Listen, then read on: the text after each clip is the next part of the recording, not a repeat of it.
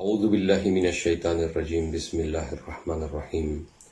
Las alabanzas sean para Allah, Señor de los universos, y sus bendiciones sean sobre el profeta Muhammad, su familia purificada, y sobre todos aquellos que se esfuerzan en seguir el camino recto. La maldición caiga sobre quienes los oprimen, pues son la raíz del árbol de la perversidad. Assalamu alaikum wa rahmatullahi wa barakatuh.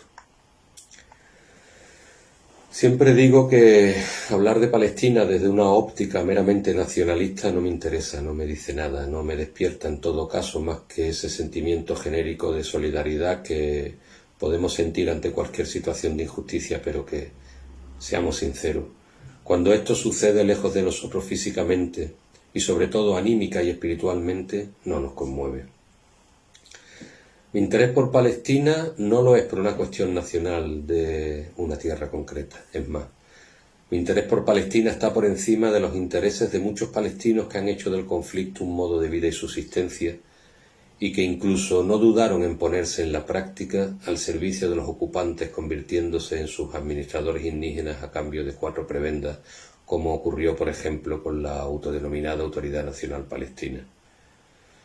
Mi interés por Palestina, como musulmán, se deriva única y exclusivamente de que Palestina es una parte de la tierra del Islam, de Dar al-Islam, un territorio que además alberga la ciudad de Al-Quds, Jerusalén, con lo que ello debiera de significar para todos los musulmanes. Pero más allá y por encima de eso aún, yo vivo el tema de Palestina y lo siento como mío de una manera muy particular, porque lo que ocurre hoy en Palestina, lo que viene ocurriendo en Palestina desde el siglo pasado, no es más que punto por punto lo que ya vivió mi tierra unos siglos antes. Por eso la cuestión de Palestina es algo que no es lejano para mí. Palestina es una tierra islámica que ha sido usurpada y ocupada por fuerzas extranjeras geográfica y religiosamente, lo mismo que ocurrió en Andalucía, en Al-Ándalus, en la Iberia musulmana. Palestina es una tierra en la que se quiere borrar su identidad islámica, como también se borró en Andalucía, a pesar de las falsas promesas de respeto a estas realizadas por parte del ocupante. Y no pasaron ni 10 años desde la conquista del último reducto musulmán en la península, cuando se ordenó el bautismo forzoso de la población musulmana, la destrucción de las mezquitas, la prohibición de su lengua, el uso de sus ropas o la quema de las bibliotecas islámicas. Palestina tuvo su resistencia inicial entre los años 36 y 39, liderada por el Sheikh Izz-ad-Din al-Qasim, como en Andalucía también hubo levantamientos en la Alpujarra contra la opresión de los conquistadores entre los años 1568 y 1571, y ambos movimientos fueron derrotados sin haber recibido el apoyo esperado del resto de los musulmanes. Palestina tuvo su Nakba en 1948.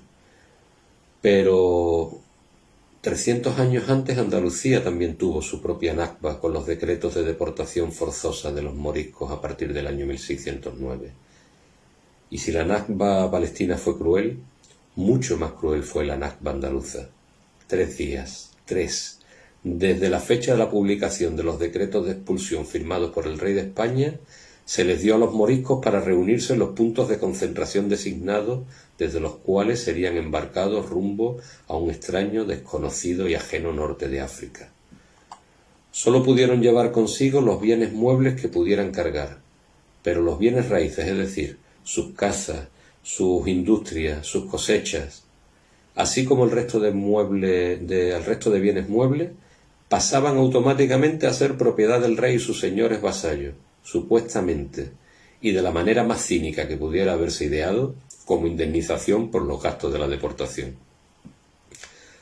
3 días, tras los cuales quien no hubiese acudido a los puntos de concentración o se hubiese escondido para evitar la deportación, sería matado. Al igual que sería matado quien hubiese destruido sus bienes raíces para evitar que cayeran en manos enemigas.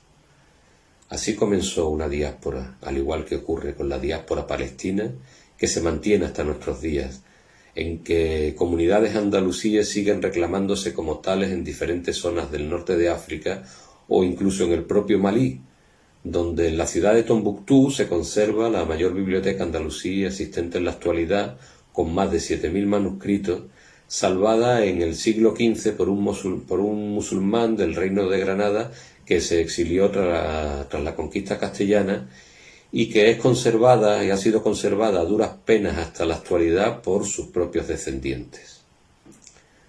Cientos de miles de personas fueron deportadas, cientos de miles de personas que significaban un porcentaje importante de la población peninsular de la época. Personas que además eran las que tenían el conocimiento de la industria y de la agricultura de la época, lo que sumió a España en una crisis económica de la que tal vez nunca se repuso.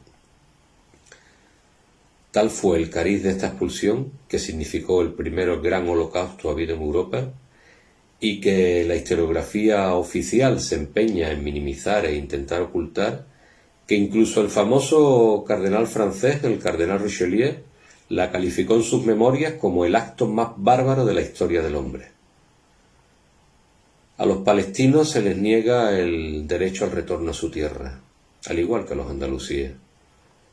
Más de 500 años después de que el último territorio musulmán de la península fuese tomado por las tropas cristianas de Castilla, a día de hoy aún se celebra año tras año con toda pompa y oficialidad y con la participación de autoridades y el ejército el aniversario de las tomas de algunas ciudades como Málaga o sobre todo Granada, en lo que resulta un espectáculo absolutamente dantesco. Jamás, ni el rey de España, ni España como Estado ha ofrecido disculpa alguna por aquel genocidio, como sí ofreció disculpas a los judíos por la previa expulsión infinitamente inferior a la de los musulmanes y moriscos, que tuvo lugar en tiempos de los llamados reyes católicos, cuyas estatuas, por cierto, a día de hoy presiden el Congreso de los Diputados de España. No solo le fueron ofrecidas disculpas a los judíos, sino que en el año 2015 se promulgó una ley para la concesión de la nacionalidad española a los descendientes de aquellos judíos sefardíes expulsados que la solicitasen. Jamás se promulgó una ley similar a favor de los descendientes de los musulmanes y moriscos expulsados de su tierra por los ocupantes usurpadores, y que aún hoy se siguen reconociendo como españoles, como andaluces en las distintas zonas en las que habitan, a la espera de un reconocimiento siempre negado. Jamás se ha ofrecido siquiera algún tipo de reparación moral a las víctimas de aquel genocidio. Es más, cuando algunos grupos civiles demandaron al Parlamento español un trato similar para los musulmanes y moriscos al dado a los judíos, el Parlamento rechazó tal posibilidad. Cuando vemos el comportamiento de muchos estados que se autoproclaman musulmanes para con Palestina, cuando vemos a esos países árabes y no árabes como Turquía o algún estado africano musulmán que son aliados del ente sionista de Israel, no me queda menos que recordar el comportamiento espurio de muchos reinos musulmanes de la península ibérica que no dudaban en aliarse con reinos cristianos contra otros reinos musulmanes. Es más, cuando el territorio musulmán de la península había quedado reducido a poco más de lo que hoy es Andalucía y en él solo quedaban dos reinos, el de Sevilla y el de Granada, el rey supuestamente musulmán de Granada, pero vasallo del rey cristiano de Castilla, aportó a este las tropas granadinas para colaborar con los cristianos en la definitiva conquista del reino de Sevilla, pensando tal vez así que de este modo podría garantizarse su trono en el futuro, pero no fue así, pues no pasó mucho tiempo hasta que Castilla igualmente conquistara el reino de Granada y con ello el Islam desapareciera de la península ibérica posiblemente hasta la venida de Imam Mahdi, que Dios apresure su retorno. Y es que ese es el principal problema más allá de las maquinaciones de los enemigos del Islam. La actitud de los musulmanes en general y la actitud de los gobiernos de esos países que pomposamente se autoproclaman musulmanes, pero que al Islam lo tienen maniatado en la mayor de sus cámaras acorazadas. Seamos sinceros, ¿realmente Palestina les duele a los musulmanes? Imam Jomeini radiallahu anhu fue clarividente con esta metáfora. Si cada musulmán arroja un vaso de agua a Israel, Israel se ahogará. Pero ¿dónde están los musulmanes? ¿Cuáles son realmente los intereses de los musulmanes hoy? La umma islámica, si realmente fuera una umma, tendría el poder de cambiar el mundo, no solo de solucionar el problema de Palestina. Pero la umma islámica no es tal umma, de eso solo tiene el nombre. La umma islámica es una entidad inerte, fácilmente oprimible, dividida entre sí incluso con armas en la mano unos contra otros. Y tal como lo es hoy lo eran los tiempos de Al-Ándalus, como lo fue siempre como tal. Los musulmanes han estado desde el principio más interesados en satisfacer pequeñas ambiciones personales, pequeños egos particulares del dunya, que en servir verdaderamente a Dios Todopoderoso. Muchos musulmanes escuchan el Corán como quien escucha una música bonita sin más, como el que sin saber inglés escucha canciones en ese idioma porque le suenan bien, sin importarles la letra. Escuchan, pero no oyen. No oyen las aleyas que le hablan de alejarse del dunya y de servir únicamente a Alá. No oyen esas aleyas que les llaman a la unidad con el resto de los musulmanes. No. La mayoría de los musulmanes interpretan el Islam como les viene en gana, como les resulta más cómodo para sus intereses mundanales. No oyeron tampoco al profeta, la paz y las bendiciones de Dios sean con él y su descendencia purificada, cuando les dejó el regalo y la obligación de Al-Thaqalain, el seguimiento del Corán y la guía de su descendencia, para que no se perdieran tras su muerte. La mayoría nunca quiso oír. Prefirieron, como prefieren hoy, la autocomplacencia facilitadora de lo mundanal, antes que el compromiso sacrificado con su Dios y su profeta. Por eso hoy vemos una Palestina oprimida, como antes vimos un Al-Ándalus oprimida, y como tantas cosas hemos visto desde que el profeta nos dejó. Alhamdulillah, nosotros tenemos la certeza de que esto será revertido. Dentro de 5, de 50, de 500, de 5000 años, no importa, todo tiene su tiempo. Y el día en que Imam Mahdi reaparezca, todos los tiranos y sus tiranías pasarán al saco de la historia. Pero esa certeza no debe hacernos bajar los brazos hasta que Imam Mahdi se manifieste, todo lo contrario. Nuestra lucha contra cualquier tipo de mal, de injusticia o de opresión debe ser un objetivo de nuestra mano, o al menos de nuestra lengua, y siempre de nuestra mente.